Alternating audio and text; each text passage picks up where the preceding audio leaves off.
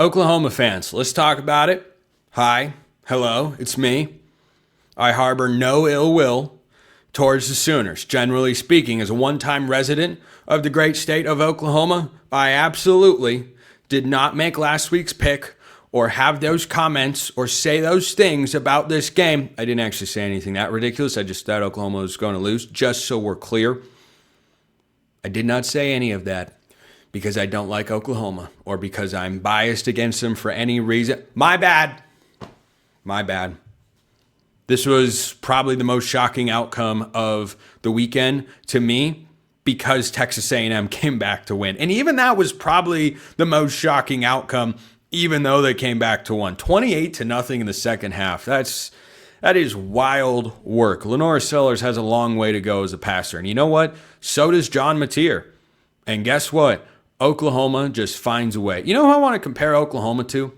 A team that, as you can see here, for those on YouTube, in my top 25, I now have Oklahoma ranked ahead of and Alabama one slot behind because this is primarily about what you have accomplished, not what I think you necessarily are as a football team. Plus, I'm not always right anyway. So, I mean, more often than not, sure. But anyway, bringing this back to the Sooners. I have dubbed BYU this season the BYU find a way to win Cougars. That's what they have really been. And yeah, Texas Tech got the better of them. They came back against a solid TCU team and splattered them at LaVell Edwards Stadium on Saturday night. I expected that to be the case. I didn't expect Oklahoma to win this game, but when I look at the Sooners, the thing that I struggle to get behind and why I have picked them, I've picked them to win sometimes this year, and I've picked them to lose sometimes, which I'll let you in on a little secret.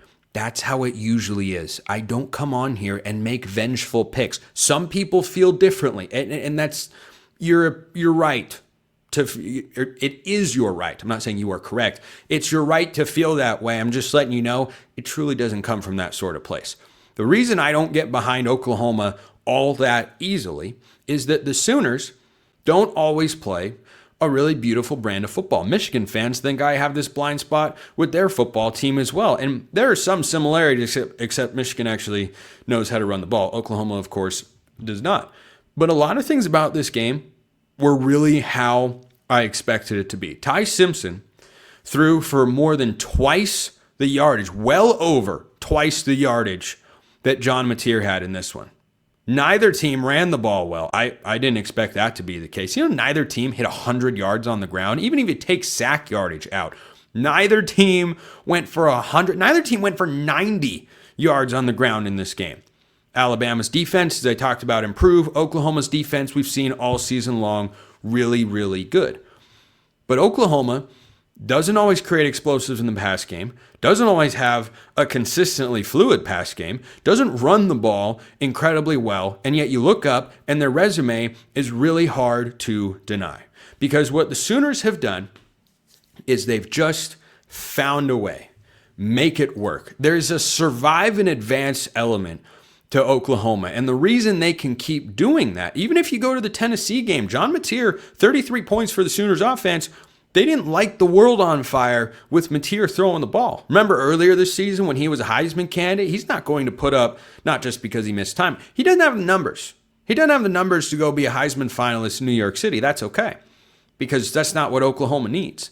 The way that their defense plays is exceptional. And what's so big about this game to me, when you look at what Brent Venables has done early in his tenure, when he got hired and Lincoln Riley left for USC, Brent Venables comes over as a long-time stellar defensive coordinator at Clemson for a very long time. And of course, he'd been at Oklahoma once upon a time as well.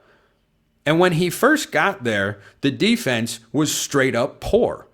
And that made some people, myself included, turn their head and go, I don't know, it's one thing to struggle early on, but boy, you're supposed to be a deal. Where's the defense?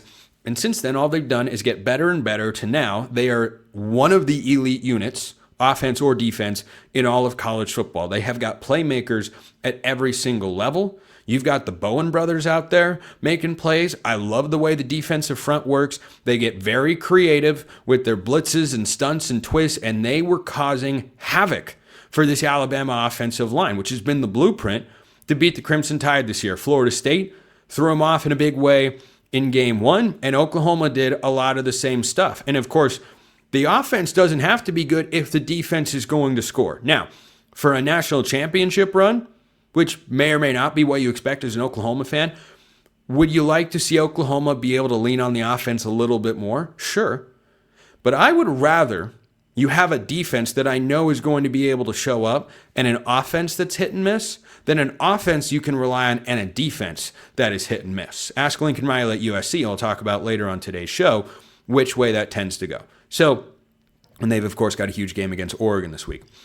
So I wrote off Oklahoma in this game. I thought it would look somewhat like the Texas game against Georgia. That one went how I expected. Because I picked Georgia to win.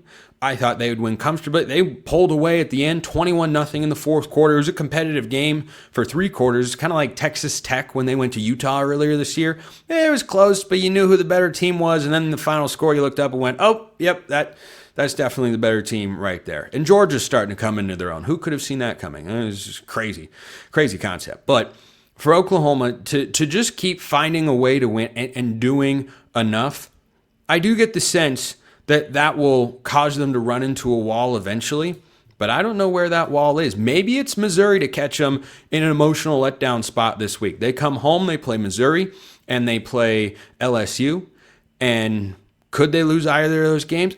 Sure. They haven't been the type to really blow a lot of teams out. They beat Michigan by 11. They beat Auburn by 7. They beat South Carolina big, but who hasn't? They beat Tennessee by 6, Bama by 2. So they haven't won a lot of games in SEC play by a wide margin. So if Missouri gets Bo Prabula back, which they could, yeah, there could be some upset potential there in Norman. But I was really impressed that they went on the road to an Alabama team that had been cruising against a really good coaching staff and a really good quarterback. And what has been the calling card of your head coach won the day. That's what it came down to. So props to Oklahoma, and I apologize for doubting you. I hope you can forgive me because I do love the Sooners fans out there. I want to talk about Notre Dame for a moment. So I'm going to throw my top 25 back up here on YouTube. You may notice that even after a win, Notre Dame fell a spot in my rankings this week, down to number 12. USC jumped them. Why? Because USC beat a team that I had ranked last week. This isn't about what Notre Dame didn't do.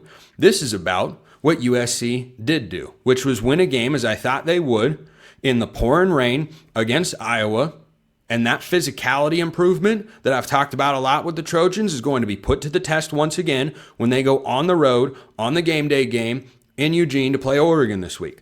But here's my thing with Notre Dame. USC comes later in the show. Notre Dame is a team that I do believe is good enough to make the playoff, win a couple games, maybe even make a run to the national championship. I fully believe that.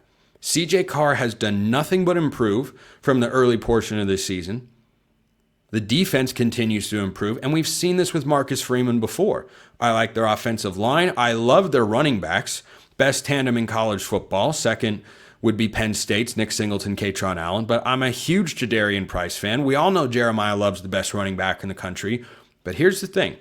Even though I think that, the reason I have Notre Dame at 12, the committee's going to have them a whole heck of a lot higher when their rankings come out on Tuesday night. I want the results to matter. I want that Texas A&M loss. I know it came down to one play. That's why I still have Notre Dame as high as I do. I know the Miami game was close. That's how I have Miami one spot ahead of Notre Dame. And if Miami beats Pitt later this year and winds up at 10-2, I don't know that I could keep Miami behind them in good conscience because Miami won that game. The results have to matter. They absolutely, positively have to matter. And so at 10-2, barring a bunch of help and mass chaos and another loss by Miami, no. I am not going to put Notre Dame in my rankings as a team that should make the playoff. I don't want to see it, even though I believe that they are good enough. That's not what it should be about. It should be about the teams that have had the best seasons, that have had the outcomes to put them in that position. And Notre Dame is close. They will be on the bubble. I do not want to see them automatically be in because they lost those 2 games early on. And yes, they should be commended for scheduling those games. Again, why I have them as high as I do in my rankings. But I do not want to see Notre Dame get in unless there's a lot of chaos in front of them. Do I think they're good enough? Yes. But have they earned it? Not as much as you'd like. So